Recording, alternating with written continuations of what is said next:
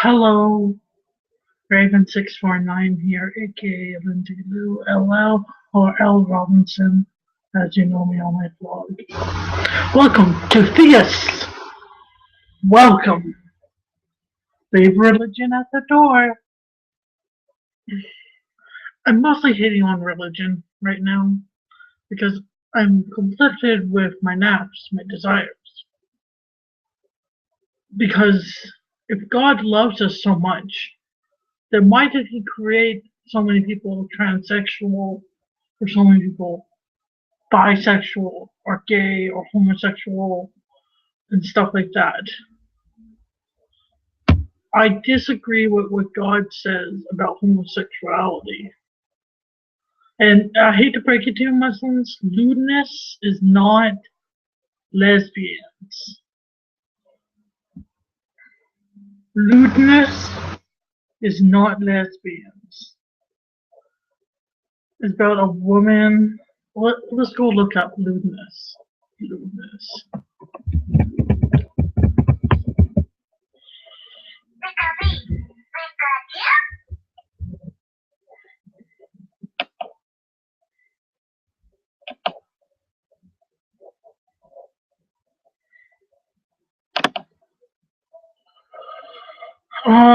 Behavior that is deemed morally impure, unacceptable in sexual sense, open and public indecency, tending to corrupt the morals of the community. Gross indecency of sexual relations. I guess homosexuality in women could be lead to that, but only if they were doing it in a public place. So when you ask someone, yo, are you a homosexual? And they answer, yes, I am a homosexual, you cannot kill them or punish them because, like, it's not nice and it's not according to what the text says. Just because you admit that you're a homosexual doesn't mean that you're engaging in homosexual activities. But I'm an advocate of the homosexual agenda, which is called acceptance.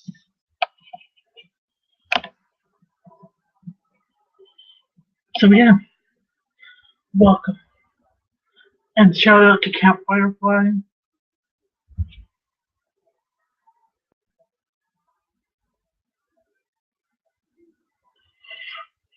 I haven't been on for a while because my sister wrecked my laptop, but I fixed it. Yay!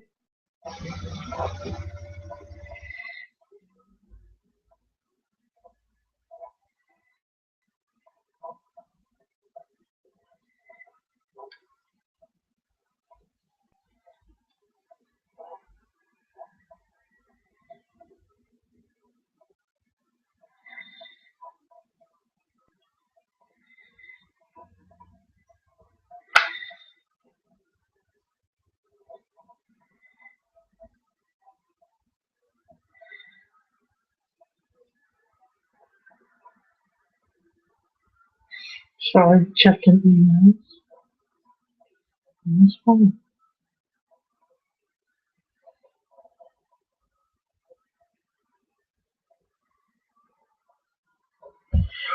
So I don't know if we'll have any people come into the room. They probably said, I'd like to join, but you currently have no link.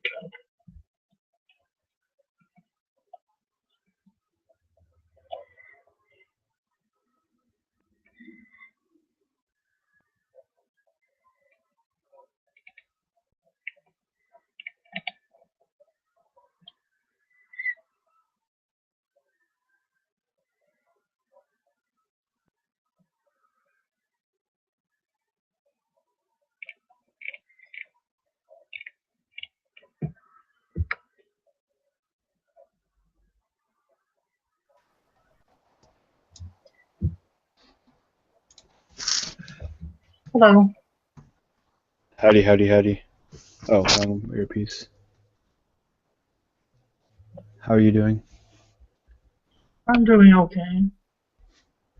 So we are actually Facebook friends, and I might have to leave in a second. Yeah, But I know we're Facebook friends, Brian. I'm Raven. yes, but we have never actually. It's been a very, very long time since we've spoken in person. How do Yeah. I get how do I get this working?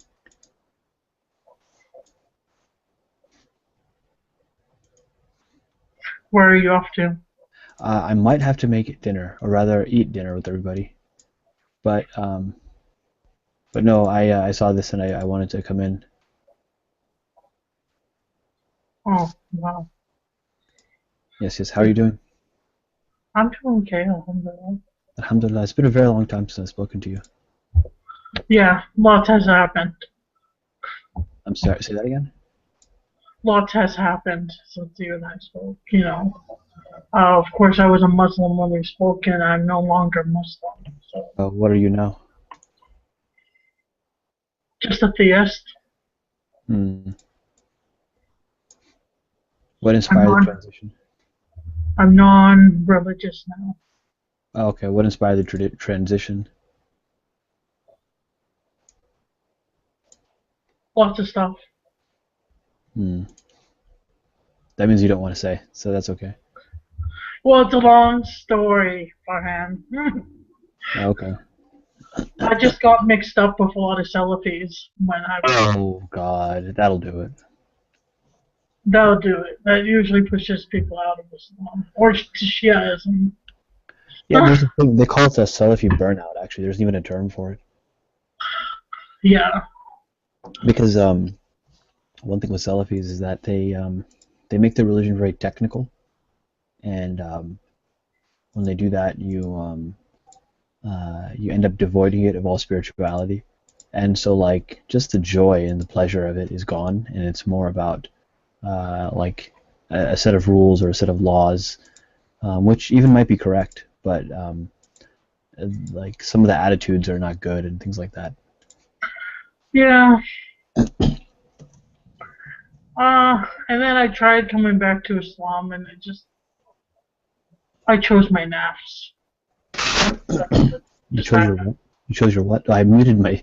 It's funny. I coughed into the mic. I thought I meant to turn the video off. You met your what? I'm sorry. I I chose my nafs over Islam. Your naps? Nafs, What is that? I don't know what that is.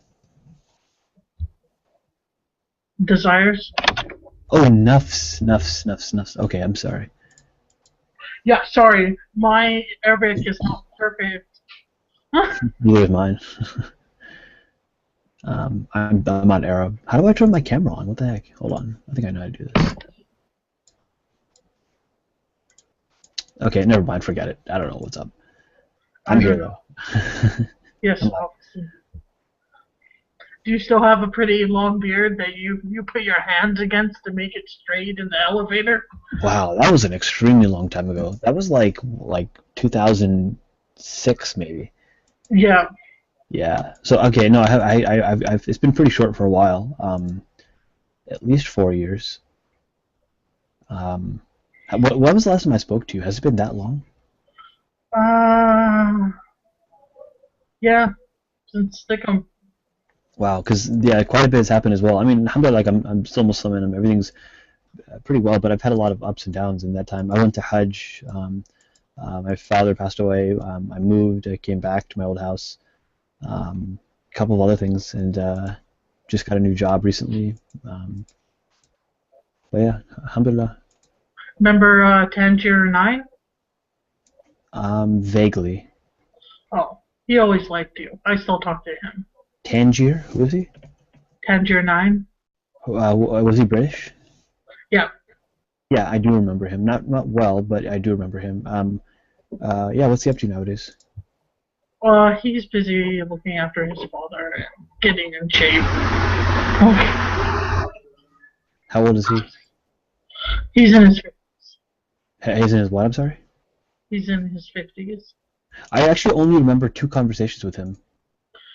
He remembers you because he asks me if I've heard from you every once in a while. Oh, well, tell him I said Salaam alaikum, and I'm doing very well, alhamdulillah.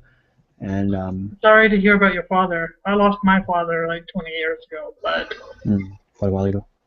yeah, Yeah, it was about it's 2 years so ago. hurtful. And yeah, I mean, it was that's why I hate smoking. So, um, but no, overall we're doing pretty well, I'd say. Well, that's good. Alhamdulillah. So yeah, but no, I just got a new job. I'm getting over being sick. Let me cough again. 1 second. How about I mute the mic? Sorry, I don't. I'm trying not to cough into the mic. No, yeah, I've traveled to Morocco in that time for a couple days. Like I said, I went to Hajj. I've changed a lot in some of my religious outlook. It's a lot less technical, and I'm less into studying. Although I enjoy it, but it's more about like um, just spirituality, I guess, but in like a real sense. Oh yeah. Do you know Frank on here? Do I know who? Frank?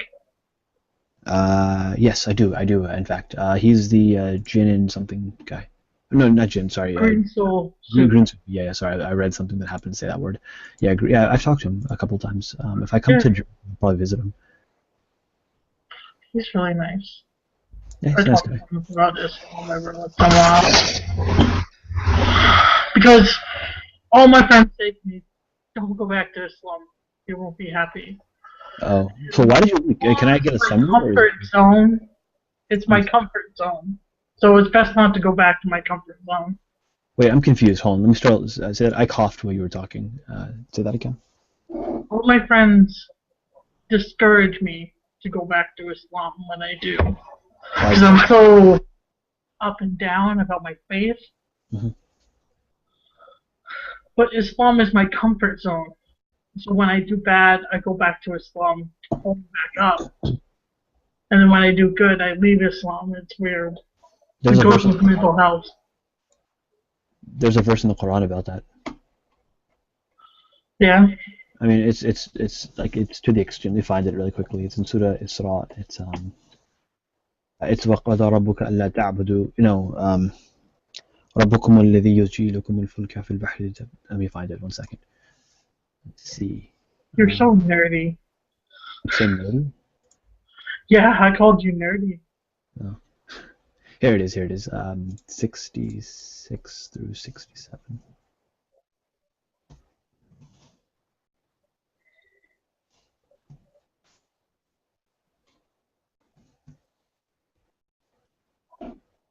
ربكم الذي يزجي لكم الفلك في البحر لتبتغوا من فضله إنه كان بكم رحيما وإذا مسكم ضر في البحر ضل من تدعون إلا إياه فلما نجاكم إلى البر أعرضتم وكان الإنسان كفورا.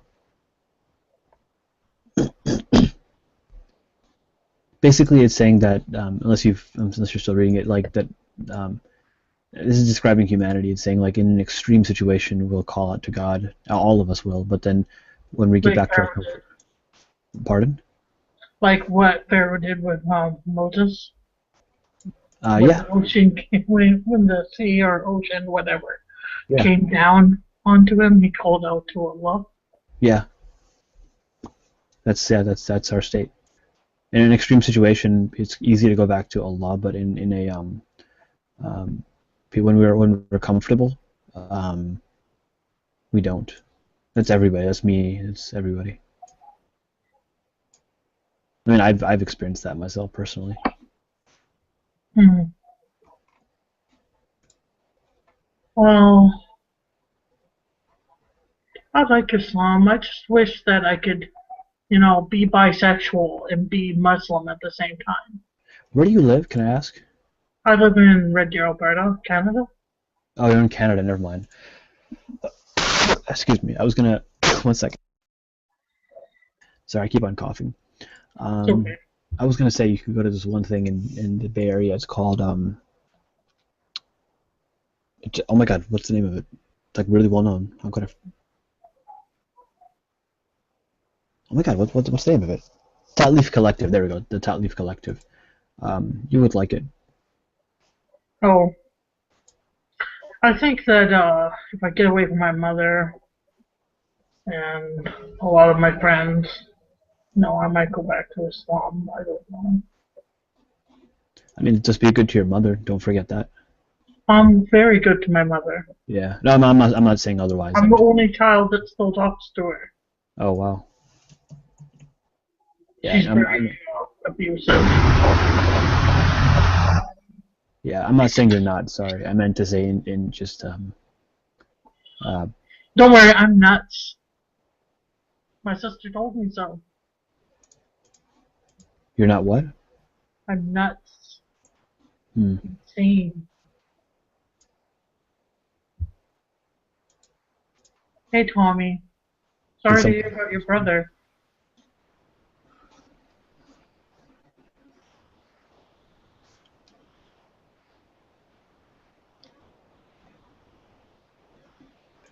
Did someone just join?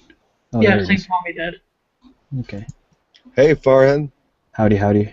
I hope I didn't mortally offend you in our last interaction when I was in heated discussion with Veckel. No. I don't even remember. Our So. neighborhood Calvinist, Beckel. Yay! I'm glad you were not offended. I'm glad. I don't even remember what you would have said that could have been me. There we go. I think I fixed my camera. There it goes. Got it. No, I don't remember what it even could have been, so don't worry about it. Good. It is relieving to me. I regret being offensive, and it is assuring to me that you do not remember it. Yeah. Hey, Lindsay. Good to see you. Yeah, I haven't been around in a while. Thank you for your hospitality. You're always welcome here, Tommy. Thank you.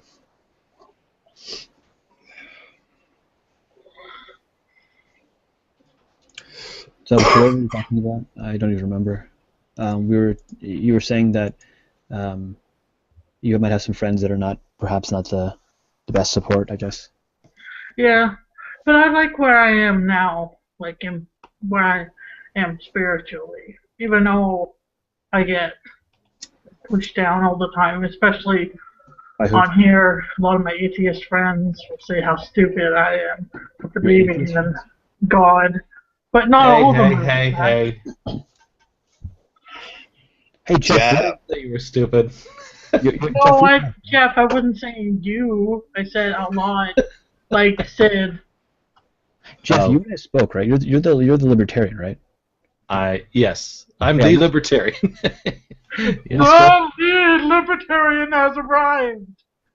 No, we spoke for like a while. I should show you my economics books. They're all over here, but that was what I studied a while ago. I haven't unfortunately even refreshed it in a long time, but it still comes back every so often, and I still think with that mindset, like in a. Yeah, you think economically. You think scarcity, supply, demand. It is definitely a way of thinking. It's like philosophy. You study philosophy, you learn to think in that way, and it's very true of economics. And it's like when somebody comes along and says, "Well, this is a good thing. We all should spend our money on it," and the economist in you says, "As opposed to what? What what are we foregoing in order to have that?" And recognizing that costs are diffuse, but benefits are concentrated. So people will always campaign to get funding and things for themselves, and they'll be highly visible, and we can have celebrate all these successes. But the costs are diffuse and actually very deep in so many cases. That's just an example of sort of thinking economically. I have moderate. I think I told you this that time we were talking. I've moderated a lot of my views about like I'm not as like libertarian as I used to be. Mm-hmm. I've tempered my views a lot. We are growing. We are growing. Yes, we are. My libertarian friend Jeff, I hate to see you as a libertarian, even though I esteem libertarian ideals above Republican or Democrat ideals, quite frankly, even though I do esteem them as most mature, politically speaking. I like to see you as utterly unique, the one, the only Jeff, rather than a libertarian. Well, I'm not just your average libertarian. Actually, I didn't. Well, I appreciate that, I guess. But I think I come to my views independently, and they do fall into the category of libertarianism. I was on the left at one time. I was on the right at another stage of my life. Yeah. And for very similar reasons, I came to those two mindsets. And then at some point, I realized it's not a package deal. You don't have to accept the conservative or liberal position on everything, and there must be some kind of higher or first principles and ways of thinking. And I found that, of course, there are different strains of libertarianism, but the predominant one was the most helpful to me ethically, and that was kind of two sides of the same coin. You own yourself. Nobody else owns you. You're not a slave. Nobody owns another human being. I think we established that that's a really bad thing morally and practically. And it's not truthful. It's not truthful at all. It's not truthful. Exactly. It's not, and that should really be like the hallmark of ethics. So the other side of the coin is you're not allowed to initiate force against other people. We use the initiate to differentiate from self-defense or something. When somebody else uses force against you, we would hold that you are not morally obligated, but morally justified to return that with proportionally the amount of force or violence that you should. And so that's the moral side of it, and which I think is the most important. But I think libertarianism works. If you the things in life that are unregulated and free and spontaneous, that they allow for the most creativity, and those have been the areas in which we've had by far the most investment. The things that we generally complain about, maybe some people would claim they like them to some degree or another, but everybody agrees that they're lacking at least in some ways, and those are things that are under the realm of government and coercion. We don't think Amtrak is as wonderful or the post office is as wonderful as iPhones and iPods and things like that. And the difference is they're relatively in the free realm, whereas Amtrak is a political organization. It's run by politicians, and it loses God knows how much money. It's even hard to quantify how much money it loses. Or the post office. These are things that are stuck in time, and they're pretty awful, and they're a huge amount of waste of resources. The government's involved in money and banking, which has really bad consequences too. Probably the worst consequences. So that's. I love the. Amtrak is technically an NGO, and I don't know if you ever are familiar with the trains of the. This is where economists say, "Well, I love Amtrak, but compared to what?" Well, trains were a lot more advanced and actually nicer. Night travel was much nicer by rail 100 years ago than it is today. So, but Amtrak is better than I would like it better than flying, and they have Wi-Fi and all that stuff. But it's still very expensive. It's actually less. It's actually usually more expensive than flying. Yeah, I can't. I would love to hop on a train and go to New York, but it's just not happening. Government rail service is not going to be cost effective. And so yeah, it's tolerable. Actually, I agree. I've been on Amtrak trains, and I've been much happier than on an airplane. But airplanes are kind of air travel is very much heavily regulated, so it's kind of hard to really sort out what's more private than the other. But yeah, I agree. I think rail travel could be much better. It could not only be much nicer, things that are in the free realm. would probably be nicer than we even imagine. I mean, who would have imagined that we would have all this amazing technology here if it wasn't for entrepreneurs who profit from actually not only meeting our needs but anticipating our future needs. I mean, who knew 10 years ago that I would want to walk around with some little thing in my palm and check my email, but now I can't live without it.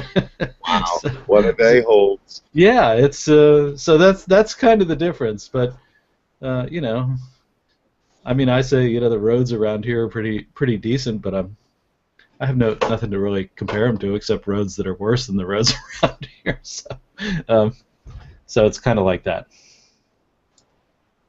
Well, I like to be careful about how I see people and about how I conceive of myself. If I conceive of myself as an American or a Christian or as a something that is in some ways boxing in, I've grown careful of how I see people. I like seeing them as utterly unique, and I like seeing myself as guiltless, and I figure I can't fail at being me, a Tommy, and so Sure. I like to see myself as a utterly unique, unboxable individual. In my case, a Saint Tommy, and Well, I really I value not pigeonholing people. I totally agree with that, and it's most people call me libertarian. I don't always come up and say that I'm a libertarian. I don't go to the libertarian manual to figure out what I'm going to say next. The catechism, yes. But some people do. But no, I agree. But labels are useful, but they can be. There's a plus and a minus to them. So Yes. it's kind of useful for me to know kind of what your general framework is, what you kind of think. But for me to stop there, that would be an injustice to you to say, oh, well, you're a Christian, so you believe X, Y, and Z. But if you were to tell me you were a Christian or whatever, or a Freemason or whatever, it would just it's just the starting point. It's not any kind of way by which I would understand you, but it is useful in the sense, it's a sense, just like you say, well, you're an American. That tells me a lot. That tells me where you live, and it tells me that you're probably familiar with our political system and stuff, and I don't have to explain that there are two houses in Congress and all this kind of stuff. So labels are useful, but they can be misused and abused, and often are. So I agree with you there, absolutely. And I think I meet other libertarians, and they're very different from me in many ways, but we hold sort of the same core principles. We may even apply them differently, but I like seeing that's methodological individualism. It's called. You deal with the individual and not some abstraction when you're really getting down to brass tacks. that lends to better vision of an individual. It seems like to me to look beyond what a self-declaration is. If I deal with somebody who calls themselves a Satanist, Mm-hmm. I consider that very juvenile. I tend to roll my eyes at such a self-declaration. Or if I deal with somebody who calls himself a Nazi, which I occasionally do, I like seeing past that superficial uniform of self-declaration and see just another individual struggling to hang on, trying to make sense of reality, doing the best they can. But I certainly agree, it sure is descriptive. And people have of course, the liberty to declare themselves anything they want sincerely, whether they declare themselves in a juvenile way or in a more intricate individual way. It's their call. Yes, and libertarianism, there's two sides of it. So, yes, you get to act in whatever way you want as long as it's peaceful, but you are not immune from the consequences of your actions. You're not to be bailed out. You're not to do any of these other things. So it's not libertinism. It's libertarianism. You have both this incredible amount of freedom, but also this incredible amount of responsibility. So that comes with it. Have you guys Have you ever heard thought of of running for office? No, excuse me. Have you guys heard of sovereign citizens? That sounds familiar, but it doesn't. I might go down the rabbit hole. Tom, you go ahead first. Just a little bit about that. That is a potential legal strategy for dealing with certain charges brought against an individual by the state. That there is a legal status that one can claim, which is both lawful and distinct from the legal status of being a regular citizen. So just a little bit. I've heard of it just a little bit, if that indeed is what you're referring to. There are people who basically say like they're not citizens of this country, and so therefore like the laws of America don't apply to them, and they I mean that's their fundamental strategy. How people apply it is different, but how it kind of makes it in the media is obviously another story. Well, it has legal precedence. It is if we're both referring to the same phenomena, and it is legit, so to speak. It is a lawful declaration.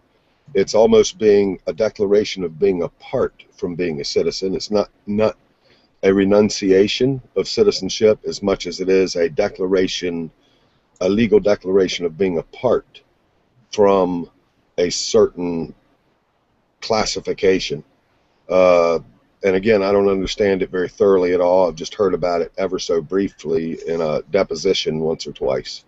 I've listened to some of their speakers. Basically, in a nutshell, what they say is that like the way for example that the king of the UK is sovereign in that he can say whatever he wants to say, and that is the law, and people can choose to listen to him, and they do, but they don't have to really.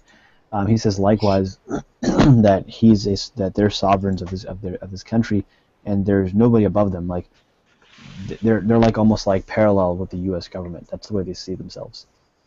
Yes. And so like for the U.S. government to tell them what to do, they're like, well, I tell you what to do. You don't tell me what to do. Or we're that's maybe like if they're being kind of combative, but like or we're on the same page. And there's an idea that when you're born, the government registers a corporation in your name. Oh, they're the ones that say, like, when your birth certificate, it's in capital letters, and that means it's a corporation for some reason. Yeah, that's exactly what it is. And so, yeah. And so they say, that actually had more to do with typing with equipment at the time. Rapidly typing printers could not shift from lower to uppercase easily, and that's really where that comes from. I'm sure. My birth certificate actually. From Michigan in 1961 somebody typed it and they didn't do it in all caps. It's the sentence case or well, your Social Security number most likely is registered in all caps. Well, that's a number. That's a number. Excuse me, it's paired with all cap name. But one more quick comment on what Brian said about. I've heard it's an appeal. It's not a renunciation or a non-endorsement of federal authority as much as it is an appeal to a higher authority and an appeal to being equal in authorization to the authority that the federal government has. So it's almost like declaring oneself an independent, authorized entity. Is that the same thing, what I said? Yes, and so it doesn't mean that one is dissing federal authority as much as it does acknowledging a higher authority that one has. Yeah, I'll just leave it at that. I'm trying to forge it out, my understanding as I speak, so I'll spare your eardrums. Thank you. But I'm very interested in that concept, though. It seems legit to me. The only problem is that sometimes they're a little bit.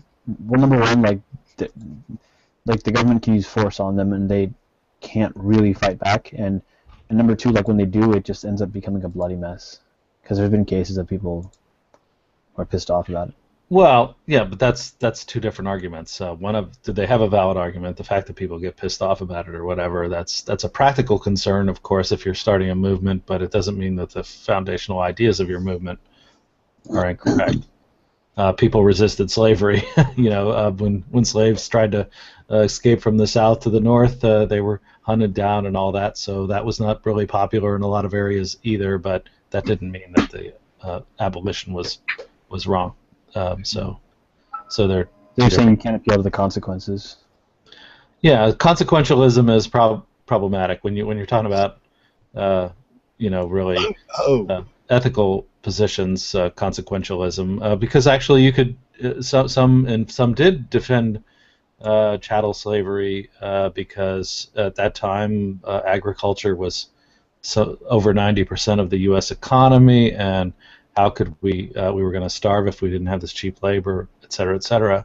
So that actually was an argument for slavery that many were using. Of course, as a moralist, and I don't mean that in the religious, like hectoring, you have to do this, you have to do that way, but I mean as one who considers the ethical positions, that should be immaterial. So even if ending slavery did reduce the agricultural output for some reason or another, that would not be a defense of it, and so what? But obviously the happy consequence of a market is there were as soon as slavery was abolished, and actually it was becoming less and less economically efficient anyway, but when it was abolished, there were all kinds of inventions and stuff that followed that, and tractors and plows and stuff like that that could do all that work once the market was allowed to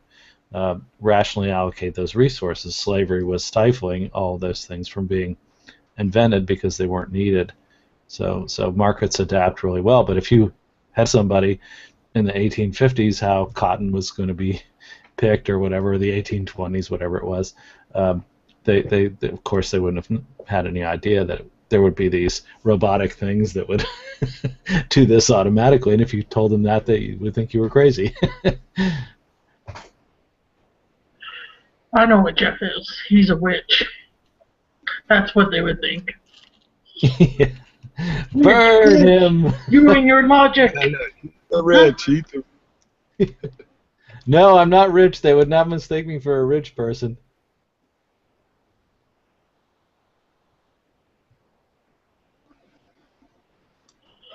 Okay, well, Can I ask what you do generally, Jeff? Oh, sorry, I interrupted you. I'm sorry, go ahead.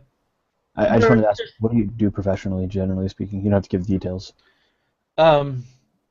Software, computer, jack of all trades. Do some freelance repair stuff. I'm mostly freelancing now. It broke up a lot when you were talking. Say that one more time. Oh, I've been doing a lot of freelance stuff, but mostly technology, computer related.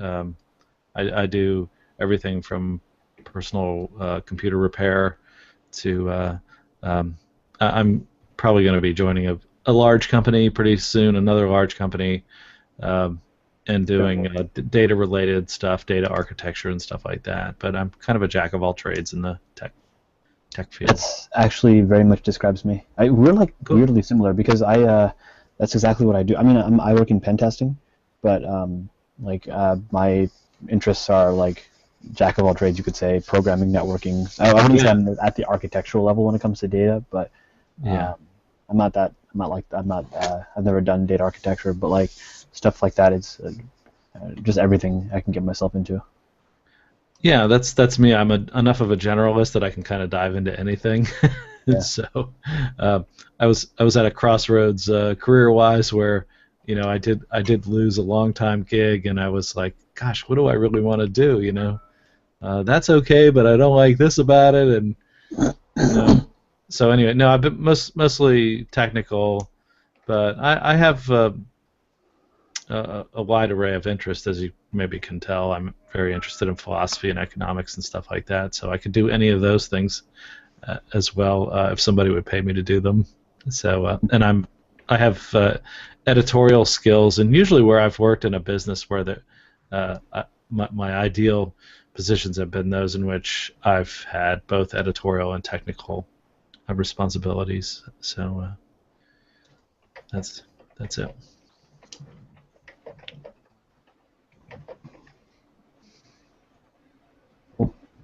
Just stare at my eyes. Oh, Bunto. Oh, yeah. Ubuntu. I'm actually installing Ubuntu right now on a virtual machine. Oh, cool. Just Literally right send now. $5. I have Ubuntu. Now I can't say it because of Ubuntu, but Ubuntu? I have Ubuntu on one of my No, I have it on this machine on another partition, but I don't ever use it on this machine. I always use Windows 7, but I have a laptop that's dedicated Ubuntu. My personal Ubuntu machine. My personal machine's a Linux machine, which is why on occasion some random small stuff will mess up. It's a little bit annoying. Yeah. What's this hangout about, anyway? Ubuntu. Ubuntu. It's all about me. We've been talking it's about about me for. We've been talking about me for the last several minutes, and everybody's transfixed. We can't. I live in Canada. I'm kidding, of course. What, Jeff We're gonna have an intervention with you, Bunto. What, Jeff Do you think you live in secretes? Canada? I have to do an intervention with someone tonight, actually. Alex? No. Who? His name's Joey, and it's just about his behavior with the Pride Youth group that we're going to tell him that's bad. Is it a... Bless you on that endeavor. Yeah. It's behavioral, you said? Yeah, behavioral. Yeah, Bunto, I think your time here on G Plus has softened you. Oh, really? He Yeah. was a tender-hearted. Isn't he tender-hearted? Yeah, you're not as hardcore as a materialist as you used to be. Yeah. Softening your position. Ever since I gave myself to Jesus. Totally. He's hooked on love, baby. Hooked on love. Yeah. Black Jesus. What happened? I've been No, gone for like a week. Oh, really? I didn't even notice. Oh, no, not really. Ow. From Hangouts. Shut up, No, okay, what happened? Where were you? Alex broke my computer. Oh, why'd she do that? Well, she didn't mean to. She was just hitting it hard and the right Oh, she was hitting it. She didn't mean to. Yeah. What about her face? Is her face healed? Yeah, She didn't mean to stomp on it repeatedly. yeah. Alex, I love her, but she drives me insane sometimes. She's moving out, though. Oh, really? Where? Yeah. Into someone's house. Oh. Bunto wants her GPS coordinates. Yeah, really. I want daily pictures of her face. No, well, what are you going to do, honey? Are you going to be by yourself? No, my friend might move in. All right, that's good. No, I don't honest. know if it's a good idea that she moves in, though. I'm just trying to help out a friend. Right. She's trying to get away from her boyfriend. But I'm going to have a long conversation with her that she can't do cocaine in the house. Yeah, I hate- that'd be a good conversation. Yes. Yeah, set those boundaries, set those boundaries and make it real clear, an exit strategy real clear, that when you feel so led, she got to go. She got to go. All right, guys. So I followed a bunch of like conservative people on Twitter, like a lot, and I mean, frankly, like all the people I subscribe to are like kind of left leaning, and someone just posted,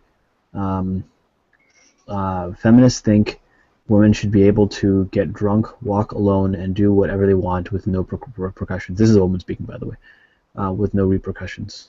Oh my gosh. Is that really what feminists think? Well, Yeah, this is- shouldn't we all? Well, why should just feminists Oh, get to it do is. that? If I got drunk and walked the streets of DC at night, near where I live, I would not be free of consequences either. So $50, I understand. okay. Do you live in DC, Jeff? I'm sorry?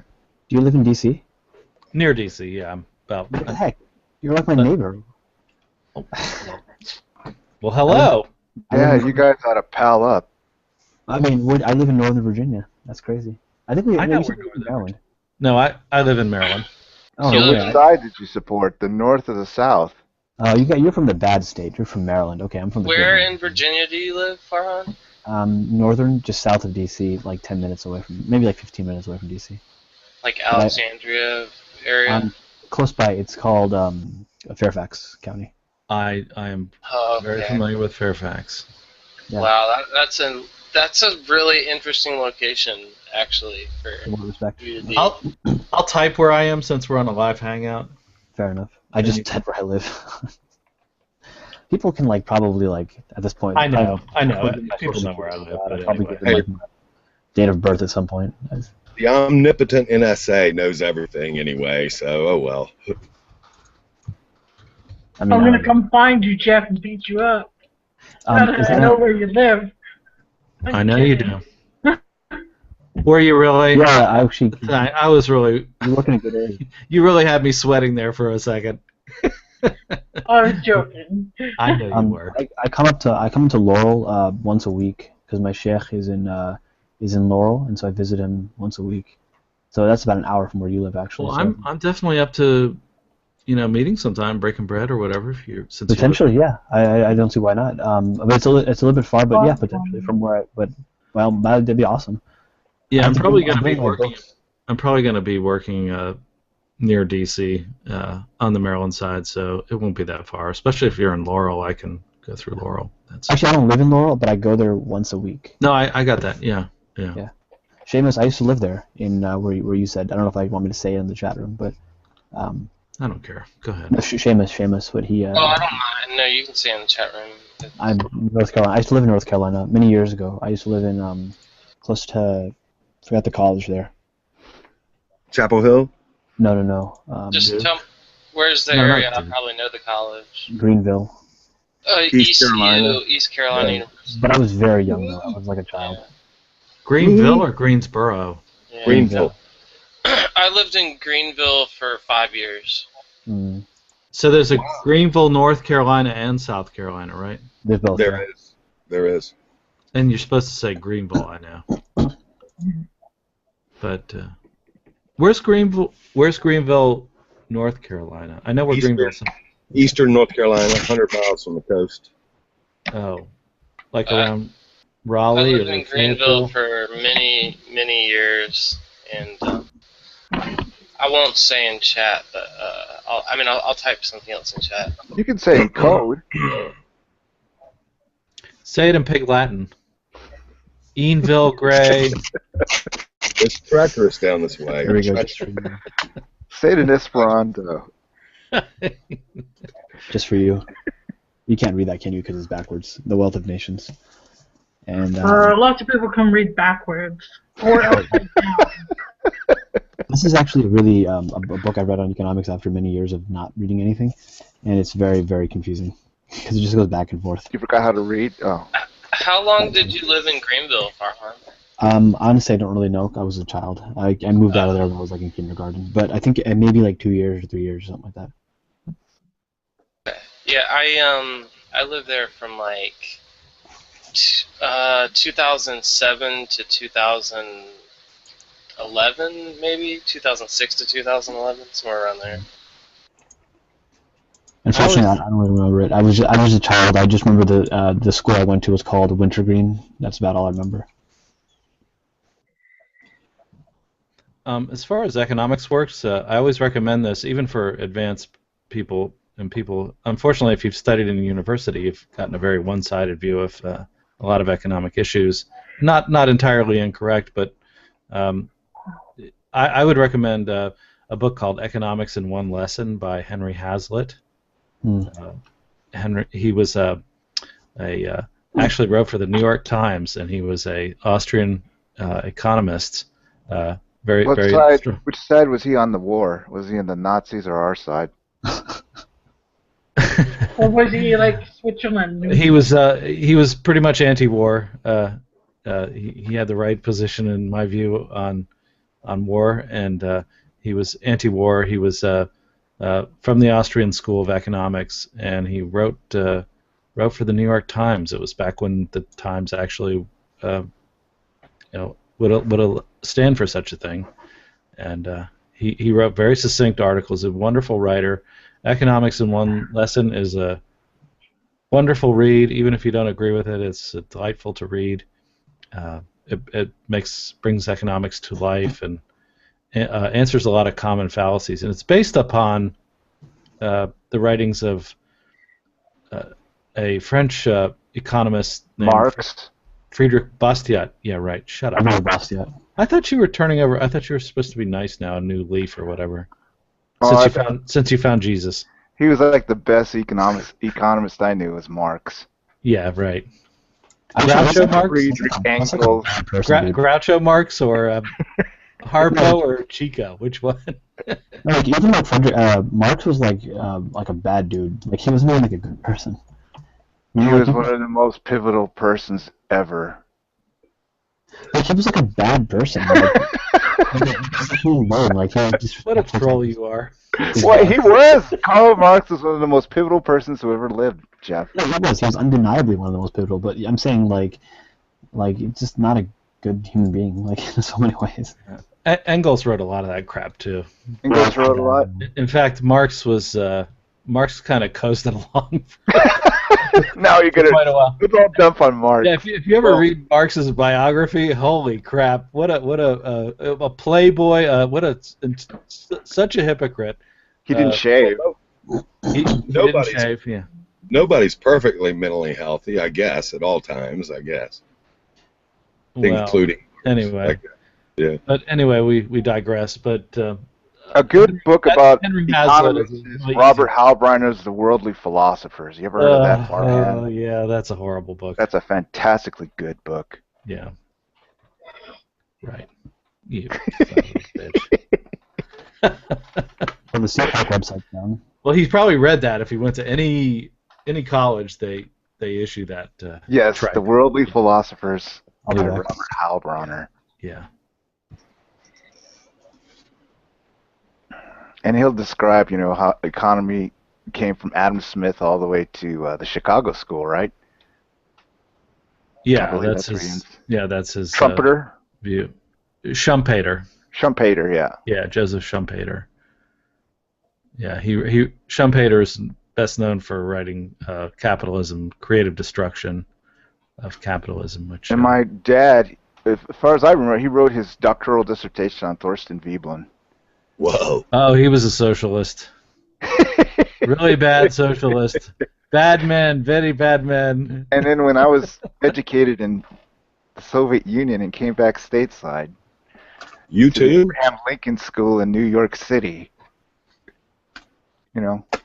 tasked to hand out copies of, Das Kapital.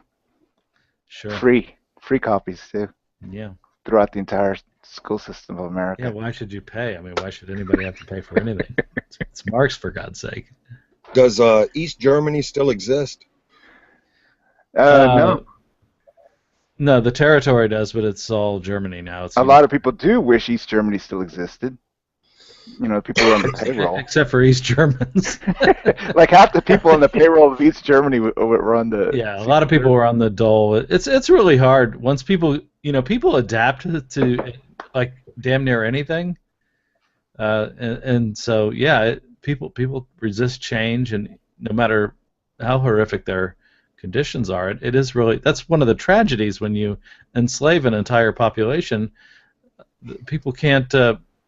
They adapt to it, and then when you they do find the idea of being free very terrifying, as many people here do. What do you think, Lindsay? No one's really free. I'm free. Do what I want. Unless you have, no association to any organization. Organized what? Organization, if you're totally unaffiliated. Well, it doesn't mean that you are without obligations or anything. Freedom just means that you're free to choose your obligations and enter into arrangements voluntarily. So I was on this hangout with this G-Man guy, and he was saying, "Oh, well, you're a slave if you have a mortgage," and it's like, A slave if you have a mortgage? no. Wow. I said, Or a credit card, right? yeah, I right. said, no, you're not a slave. You entered into that contract voluntarily. It may or may not have been a good contract, but you entered into it voluntarily. And if you take that person's money and you default on it, you've really effectively enslaved them. They've worked to provide you with capital to buy whatever home you decided to buy, and if you default, you've ripped him off, and put that in your Bible. Pipe and smoke it. Pipe Hey. and smoking. Hey, Yeah. they got to play by the rules, though. If they violate the agreement, they're loan sharks, and the contract is null. So check your mortgage. You know, if they violate the rules, you can contest the mortgage and get the contract annulled, and it's their problem. It's their problem for not playing by the rules. Oh yeah, well, if a contract's invalid for some reason. That's right. They can't play loan shark. Although the rules have kind of changed in midstream in many cases, so I wouldn't necessarily. I'll give you an example. So before 2008, before real estate collapsed, if you denied a mortgage to somebody, you could be accused of Discrimination. Of discrimination, of depriving them of the American dream of buying a home, yada yada. However, if after 2008 you sold somebody from a preferred minority, preferred class, preferred group, you sold them or protected, I mean, if you sold them a mortgage, then, since mortgages didn't really work out to be so great, then you could be accused of predatory lending. So yeah, it's a very unholy alliance between big finance and big government, but and the goalpost is constantly moving. It's like monopoly laws. If you charge more than the competition, you're accused of gouging. If you charge less than the competition, you're accused of predatory pricing. If you charge the same as the competition, you can be accused of price fixing. I forget the word, but anyway, there's a word for it. That's a great outfit. Yeah. The key to monopoly, Jeff, is railroads and utilities. And also if you can dump a hotel on Boardwalk or Park Place. Yeah. I never do that because it's so rare, dude. It's not worth it. It happens, though. And it, totally, it's a game changer. It is a game changer. Yes, it is. And you always have to collect. Have you ever had a crash in Monopoly, Jeff, or you always won? No, I wasn't not a big Monopoly player. I think it's kind of based on false premises anyway. I'd have to think about it, but it seems the gold standard is not enforced. Every time I play Monopoly, I hate libertarianism for some reason. I don't know why. I just suck at it. I don't think it probably has much to do with libertarianism. I know. It's like SimCity. It was like, if you raise taxes and do this or that, then your city will prosper. Yeah, it's a bunch of crap. Cause and effect for it and stuff. Right. What about the game of life? Ooh, I love that. I played that like once or twice. I don't even remember. It's been decades. All those pegs crammed into the car. Right, car, yeah. Yeah. The wheel, spinning the wheel. And what about Billionaire? You guys ever play that one? Yeah, I was not a huge board game player or anything. I like Risk. Yeah, Risk was, if you like war. Mind-numbing. Yeah, I didn't like war, so I didn't like that either. I didn't feel like pretending I was a neoconservative for 2 hours.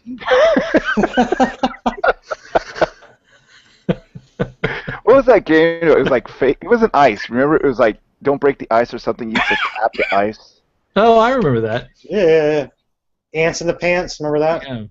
And then that really complicated one that you build a little game together. It was like a Rube Goldberg machine game. It was like a really intricate little game.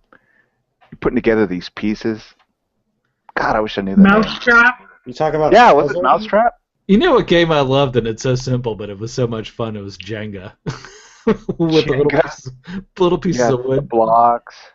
Jenga's good for parties. Get like 3 people drunk and play Jenga. It's right. Yeah, exactly. I don't think anything can beat Monopoly with improvised rules. I love that. Yeah, it's not like Scrabble. You have your own rules. Imprecise words. Yeah. No, sorry. Parcheesi. Yeah, I remember sorry. Trouble. Trouble. Is that the one where you press the button, the little... Yeah, and the little die goes around. And... Yeah, I used to love that shit, dude. What's that one that used to explode upwards? You know, you used to put all the geometrical pieces inside, and then if you didn't do it in time, that thing would pop up. They had one called The Game of Life. Do y'all remember that one? Yeah, Game of Life. I'll be back in a second. I got to... Oh, don't talk about the Game of Life. It's a horrible omen. Oh. I got punched in the face. Yes, they all know you got punched in the face. Just playing life. Was your Facebook? Operation, yes. Yeah, Operation. That was a real cool one, huh, Tommy? Strip Twister. Oh, yes. Twister. Gotta love it. The thing with those games, you lose all the pieces, right, Tommy, and you can't play it again. Yeah, it was frustrating like that. That's why you get like a coin or something.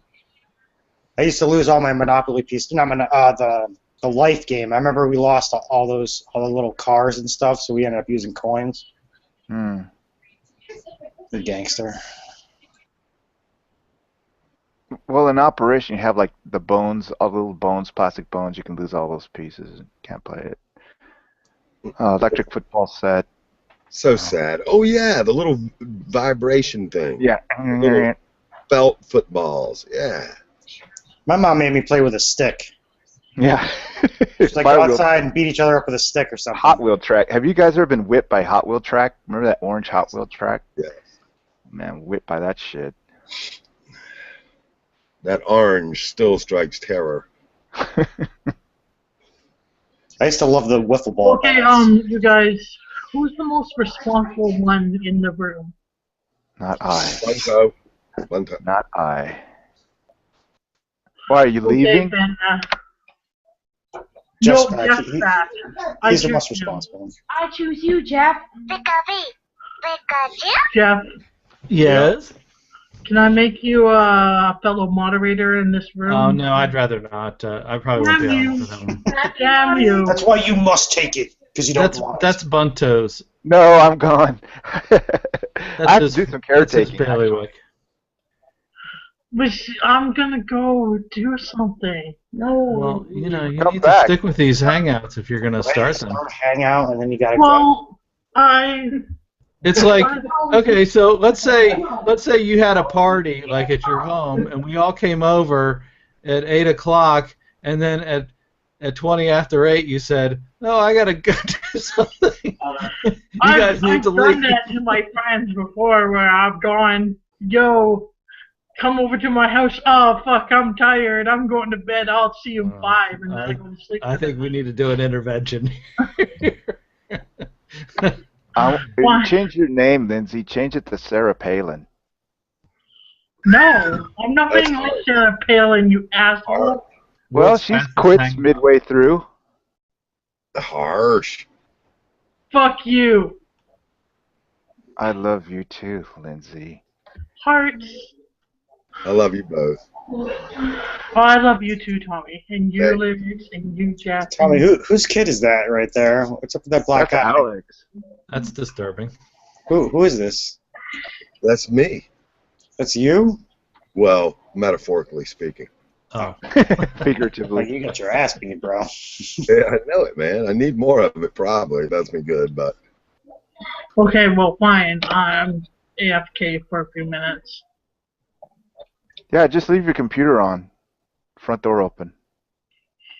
Right. No, see, if I leave the room on monitored, then whole chaos breaks loose where it goes completely dead.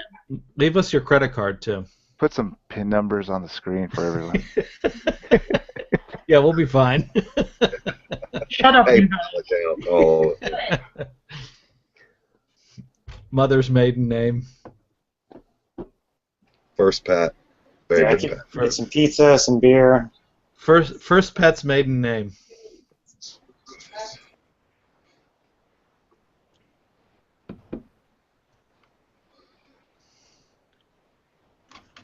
Lyrics. I enjoyed your presence yesterday. I was enriched. Your burrito was found to be hairless. Huh? The hangout was pretty funny, man. It was, wasn't it? There was some rage. Someone was told to drown in pig shit. Yeah. Wow, that was Which a was- good one. Yeah, it's exquisite, dude. There was a couple others in there that were thrown around. It was a huge muting session. I believe there was about 15 or 20 mutes right in a row. And one ejection. Yes, one ejection. Good stuff. That. And also several certifications. Several were certified as autistic, Yes, retarded, full Fuck. retard. Yeah. fucking retarded. The hangout? Oh man, yeah, certifications were flying, boy. Oh, it was great, dude. It was great. It What was wasn't. it? It was my fault too, because I guess I brought the guy, you know. But, Oh hey, we were all having fun and we all grew, you know? We all communicate as good as we can and we all act like children at times and bite the hell out of each other, and it's all part of it. All part of growing. I'm just glad that I didn't start anything. I didn't. I was a contributor, we'll just say. I like throwing in a few choice words here and there, but that was Yeah. between the other individuals. It was pretty funny. You were mature, very mature. Yes, And, I did exercise maturity in that hangout. You did, and but you played too, you know. You danced some, but quite maturely, yes. But I enjoyed all your friends, and I had never met the new guy. He's fun, and so I was very pleased and and entertained. Yes. I still can't stop thinking about drowning in pig shit, man. When he said that, oh Whoa. Colorful. yeah, I just lost my shit. That's pretty funny. Oh, I'm sorry about it. This was a hangout. This was a cool hangout, which you weren't invited to. I saw Pyong do a video, Bunto. No, really, was it good? Ooh. He was discussing copyright law, but yeah, Yeah. it was very informative. That's good. He loves doing that, discussing copyright law. Yeah, that's his thing. Him and Adam Pugh should get together. Is Adam Pugh a copyright attorney?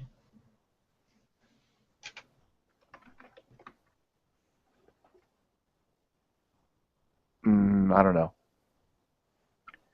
Adam Pugh is a master of everything. He's a theist. I have yet heard one subject in which he knows nothing about. I'm serious too. But yeah, he's a smart guy. Yeah, he Yeah, is. he's very smart. For a theist. For a theist. Bunto, are you being a bigot? He's a pretty smart guy. There's a lot of smart people on here, dude. Most everyone I interact with on here is very intelligent. Yeah, most people on here are pretty smart. You got to give them that. I'm a 105. Tom, who was the guy who said that he didn't know any smart people on? I remember that hangout. I don't know if it was mine or another person. He didn't know anybody who was smart on. So I was talking to Ermine, and we were everybody in the room kind of agreed that logic should be taught. Logic? But she's like, no, man. No, you don't want that. Nah. Fuck that stuff. Just emotions, please. Something about the economy or whatever. I hate to pick on her. She's not here, but she picks on me sometimes. I'm not around, so just what? I don't know what Well, it was. She's so likable, though. You can pick on her a little bit. Oh I yeah, had, sure. I had a like good her. talk with her today. She's a very nice woman. Oh, very very nice. Yeah.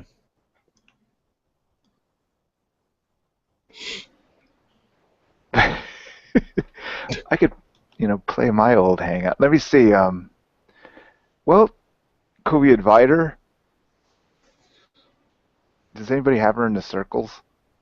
I do, but I don't want to get into it with her. Actually, I really don't.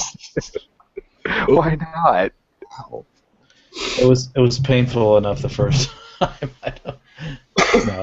I like her a lot, but on that Okay. side, if you're inviting her in to talk about that, my head's gonna explode. Well, okay. Who do you always have arena battle with? Ermine? I'm sorry. Who do you always have arena battle with? Ermine? Would you say arena battle? Yeah, you have arena battle, like gladiator battle. Oh, not. Well, I usually don't have battles with anybody. You know me, I'm a very peaceful, reserved person.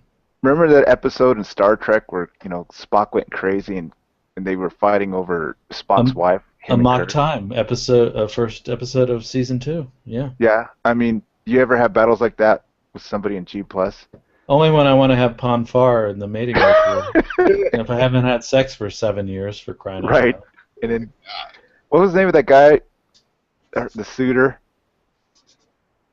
I forget the day. His name. He said, yeah, "She's yours." Wanting is a lot better than having. It's not logical, but right. She was to Pring, and the Vulcan priestess was to Paw. I forget the name of the dude, of the guy she had chosen. Well, let me watch it real quick. Maybe I can. Yeah. We'll miss you. Let me see. I forget his name. T'Pau was the Vulcan priestess, though. I do remember that. Okay, what was that? A mock time? Yeah, okay, mock here it is, time. Season 2, one open with. If you give me like the plot of any original Star Trek episode, I can tell you the title of it. You didn't do Deep Space Nine? I watched it, but I didn't memorize it. And okay. When the original Star Trek was on, I watched them over and over. Here it is. If you give me a synopsis, I'll tell you what episode title and season. Mean Air.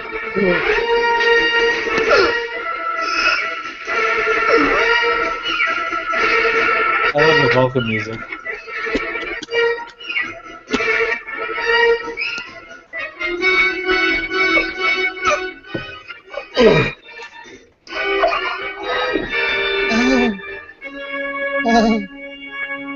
Troika!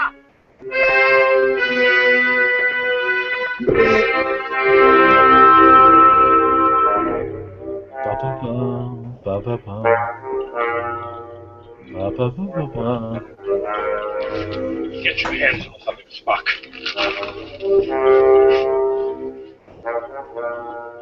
You touched my pickle.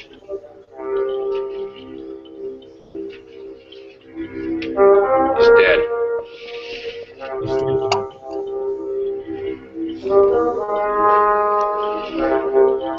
Oh no, he's not Spock. I grieve with thee. Ooh. Boarding on a price. Enterprise, Lieutenant Woodward. Have the transporter room stand by to beam up the landing party. We are finished. I will sign the treaty.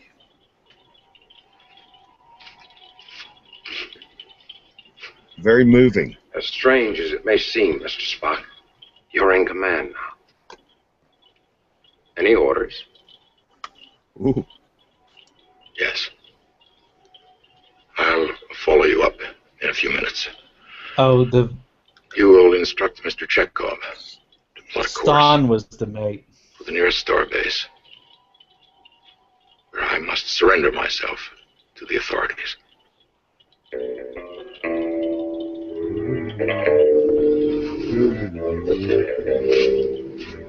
Stan was the rival mate of T'Pring. She just died, the lady that played T'Pring. Specify. Why the challenge? And why you chose my captain as your champion? Stan wanted me, I wanted him. Ooh. I see no logic in preferring Stan over me. You have become much known among our people, Spock. Almost a legend. And as the years went by, I came to know that I did not want to be the consort of the legend. Oh, By snap. the laws of our people, I could only divorce you by the caliphate. There was also Ston, who wanted very much to be my consort, and I wanted him. If your captain were Victor, he would not want me, and so I would have Ston. If you were Victor, you would free me because I had dared to challenge, and again I would have Ston. But if you did not free me, it would be the same, for you would be gone, and I would have your name and your property, and Ston would still be there. Logical. Flawlessly logical. That was a good episode. Ston, Flawlessly. Yeah. she is yours. After a time, you may find that having is not so pleasing a thing after all Ooh. as wanting. Snap. It is not logical, but it is often true. Oh, lay it down, Spock.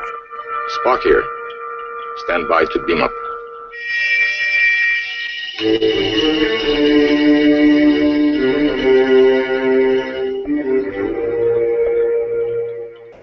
That's such a great episode. Pow. And prosper.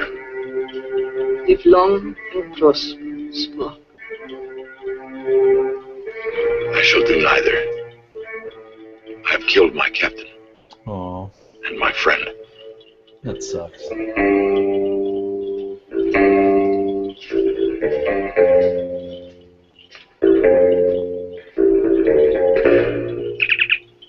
Energize.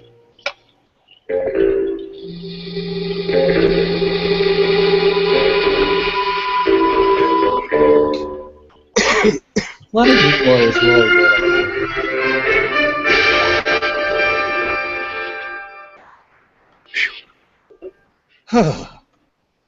Doctor, I shall be resigning my commission immediately, of course. Spock. So I would appreciate your making the final arrangements.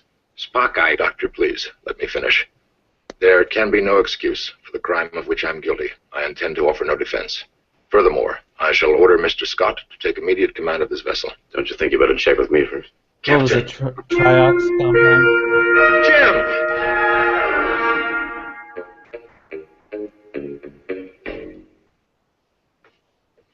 I'm pleased to see you, Captain. You seem uninjured. I am at something of a loss to understand it, however. Blame McCoy. That was no Triox compound he shot me with. He slipped in a neural paralyzer. Knocked me out. Simulated death. Indeed. Nurse, would you mind, please?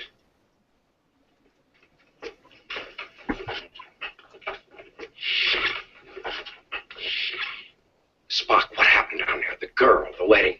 Oh, that's the girl. That's interesting. It must have been the combat. When I thought I had killed the captain, I found I had lost all interest in Japring. The madness was gone. You're here?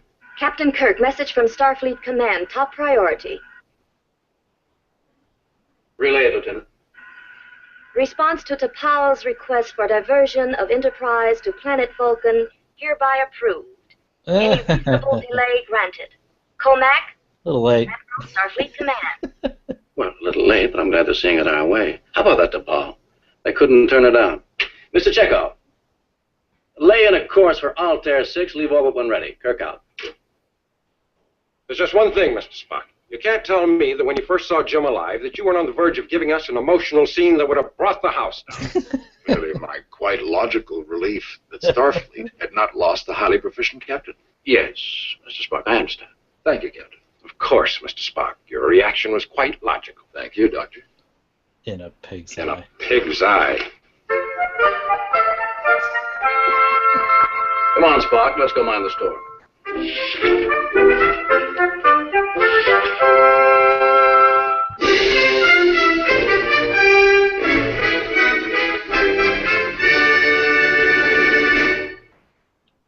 Star Trek rules. It was so good back then.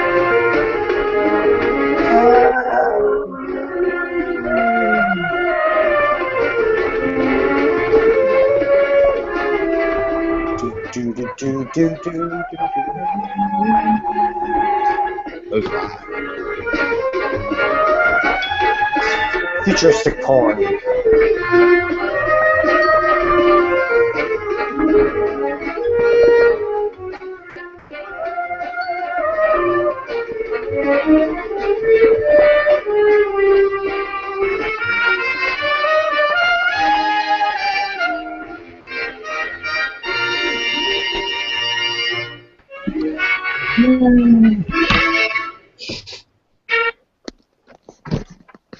Okay, there it is. That was great.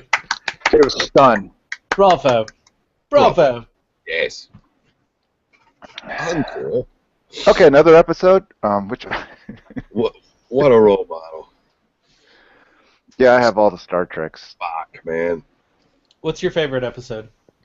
Of the original series? Yeah. Spectre of the Gun. Really? I like that one too, but it's not usually people's favorites. I love that episode. You know, it's because of the gay guy. What was the episode Gay where... guy. Wait a minute. Weren't they all gay in Star Trek? Mostly. Yeah. What was the episode where Who's the gay guy in that? Except for Q. Q was straight as a board. I thought he was trans. Okay, yeah, I like Spectre of the Gun. Spectre of the Gun's great. I like the Doomsday Machine the best. Oh yeah, that's a good one. That's good acting. Yeah, and have you seen the CBS remastered version of that? It is awesome. That is awesome. Do you have the whole remastered series yet? No, but you can watch if you have Netflix. You can watch if you go to the Star Trek the original series. They're the remastered with the new special effects, and that's by far the best use of that technology. Can you like copy movies from Netflix? Same to your hard drive. I'll see if I can do that. And then like mail them to me on a CD. I don't know if that's possible, but I'll try. So I could put them in my machine and make about 10,000 copies. Right. But that's a great episode either way, either the original. I mean, just great drama. I mean, William Wyndham was just. Oh yeah. That episode was just so head and shoulders above of the rest. Just the quality of acting and the choices that he made in playing that role, really amazing. Man, I wish Pyong was here because I mean, if you own a movie, can't you copy it like 10,000 times as long as you keep it to yourself? I think when you own a movie, it's your movie. You can do whatever you want with it. Exactly, as long as you don't get caught. You don't sell it too. Yeah, obviously. Okay. Well, anyway. But you only break the law when you're charged with it. If you're not charged with it, it's like I don't break the law of Pakistan because I'm not charged with breaking it. But no, it's not what the official law is. But if you steal something, you've stolen it whether you're caught or not. And the question is whether you're stealing something when you copy it. And I would argue that it's maybe morally, personally morally, if you just like willy-nilly make copies and nobody pays the original artist, I think that's a vice. I think that's shame on you, blah blah blah. But I don't think it's a crime. Certainly not a capital crime in the way that a capital crime. Right. Like I snuck into a theater and watched a movie.